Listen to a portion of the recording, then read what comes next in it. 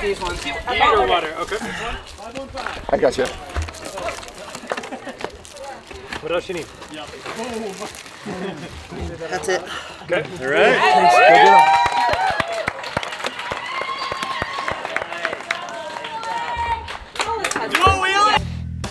All right, what's going on? If you're new here, my name's Eric. I am actually a professional triathlete. This is my first 100-mile mountain bike race that I've done, so I'm in no way pretending to be an expert. This is just my experience. That being said, I've been a pro triathlete for 10 years. I kind of grew up doing off-road stuff as well, bike racing. I've been dabbling in Xterra off-road triathlon the last couple of years, and I'm not a stranger to endurance things. This is a little bit different for me, so if you like it, let me know, leave a comment or like it or something, that would help. But normally I do kind of more cinematic vlog style things, but I just thought this would be fun to go through this unique race experience. So, High Cascades 100 is a 100-mile mountain bike race. It's here in Bend. The trails are pretty smooth and flowy, but in the summertime it gets crazy dusty and it can be pretty hot. There's about 9,600 feet of elevation gain, about 10 miles or so on asphalt, broken up between a little bit at the beginning, a little section in the middle, and a little bit at the end. And there's plenty of techie stuff to keep you entertained throughout. Real quick, I'm gonna go through the bike setup, then I'll get into race dynamics, and I'll kind of get into my nutrition plan there as well. The main things that I was concerned about with this race were not blowing up due to overpacing or not getting enough food in. So the bike, this is I think like 2021 Specialized S-Works Epic. Pretty much a stock Epic all around, except for I have upgraded it to the new SRAM transmission, drivetrain, 34 tooth in the front, and my biggest gear on the back is a 45. I found that to be totally sufficient on this course. There's nothing crazy steep. I think the steepest gradient's 15%.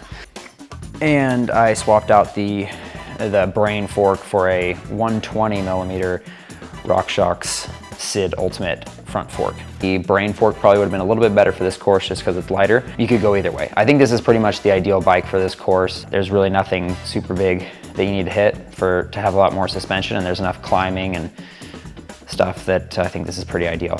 For tires, I did Victoria Mezcals, 29 by 2.35. I discovered these because a buddy gave me a pair a few weeks ago, and I've been really loving them for dry conditions. I do run tire inserts.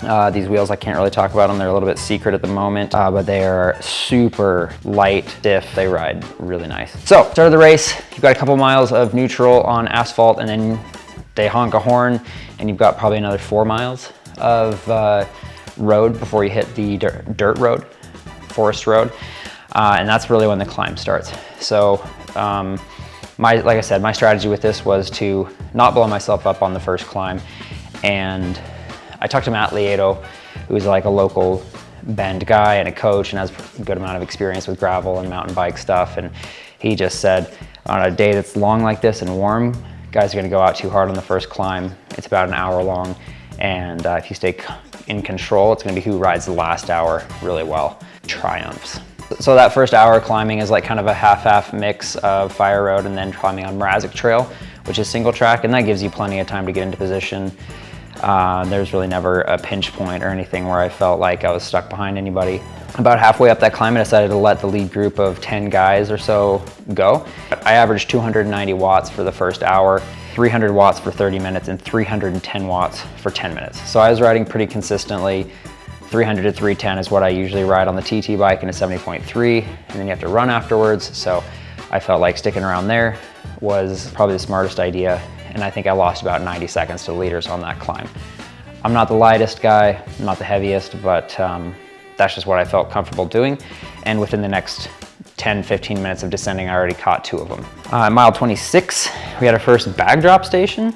This is my first experience with like dropping a bag in this way. The volunteers were pretty awesome. They found my bag quickly. In that bag, I had 2 fresh bottles. Getting a little bit into the fueling, I just wanted to make sure that I got enough. I haven't really been practicing this, but I do take on a fair amount of nutrition while I train.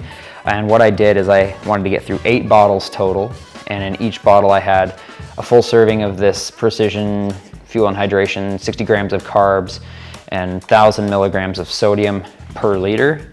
So I did 2 scoops of this into each bottle, which gives you 500 milligrams of sodium and 30 grams of carbohydrates.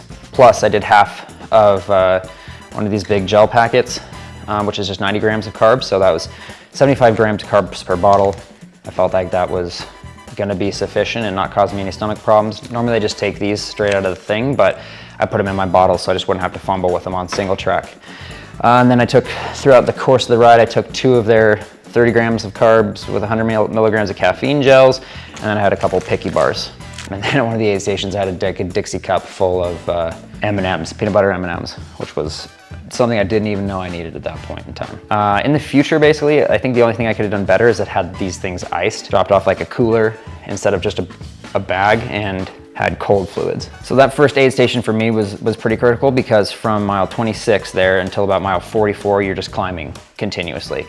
I caught 2 more guys in that next stretch on that climb, and so I think at that point I was like maybe 5th or 6th, coming into the aid station at mile 47, where I got my second drop bag. In that bag, I had the second caffeine gel. I actually had a second pair of sunglasses that were a little bit darker for later in the day, and then 2 more bottles. Those bottles were like lukewarm, not too hot yet, but again, would have been awesome if they were iced. And then a kid lubed my chain. I decided to use this squirt wax kind of based chain lube.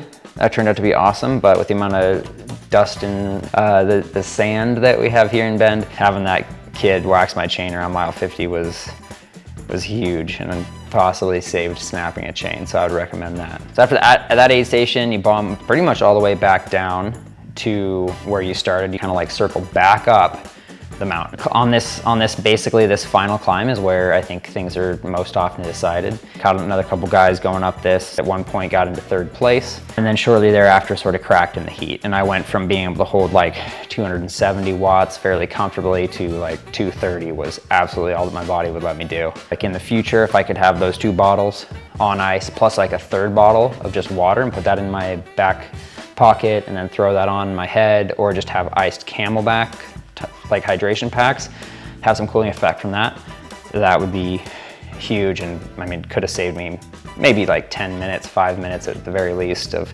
just not having that heat crack. And it wasn't until like I went through the aid station at mile 80 and it started descending a little bit more that I felt like I actually got some wind back in my sails and cooled off from the descending and was able to start pushing power again. At that point, the power is just like surges coming out of corners and riding technically well and not going over the handlebars. But in this little section is where I had my major crash of the day. There's like this one section that here in town we call Tiddly Rock, or at least I call it Tiddly Rock. And you're going down Tiddlywinks and there's a big boulder that you have to basically go up, and there's like one line over the top. It's kind of blind coming back down the backside. And if you go just a little bit to the right or just a little bit to the left, you go over the handlebars. When I got there was a dude standing at the top of the boulder, not in the race, with AirPods in, back to the trail. So I had to go a little bit right. I went over the handlebars, somehow didn't taco my wheel, snapped the fork off my bike, didn't snap my back. That's just like part of the deal with these. They can't close down a whole 100 miles of trail and everything. And for the most part, it's fine, but every once in a while, somebody like has totally ignored the, don't ride over here if you don't want to be in the middle of a race sign. I was able to ride the last 5 miles back on the road pretty strongly. I haven't really ever wanted to get off my bike so badly, or at least I haven't in a long time. Get back and I was about 4.5 minutes behind 2nd and 3rd place. They sprinted it out. So again, like next year to be competing for the podium, which was like a very, very stretch goal for me this year. I think I really need to get in a few more long rides leading into this. 3.5 was my longest ride. Cooling, the hydration pack on ice, or just bottles on ice, and making sure that I can keep the core temperature down and be able to push power the whole time. And then maybe if I had a crew person, I could cut off about 2 minutes, maybe. That last aid station in mile 80, I rolled into, and I was just so brain dead. I'd been looking forward to ice, but like nobody handed it to me. And I just, in my brain, I was kind of like, well, I guess they don't have ice. And I just got on my bike and kept going. And then 10 minutes later, it kind of occurred to me, I should have at least asked. It was kind of a wake-up call of like, no matter what your plan is and everything, like when it's warm or you're tired, it's just, you don't remember and you're not processing. That's it. I'm psyched to do another one of these. The next couple races I have are Xterras, so nothing that long, but definitely looking forward to the next one. If you liked this video, I'm happy to do more race breakdowns in the future. This is my first one, so I don't know. If you liked it, like, literally give it a thumbs up or leave a comment, give me some thoughts or questions or anything, and maybe do more in the future. And have some more in-race footage. I was pretty focused on just trying to get through this race. Didn't feel like I could bring a GoPro along. But next time, should be no problem. That's it.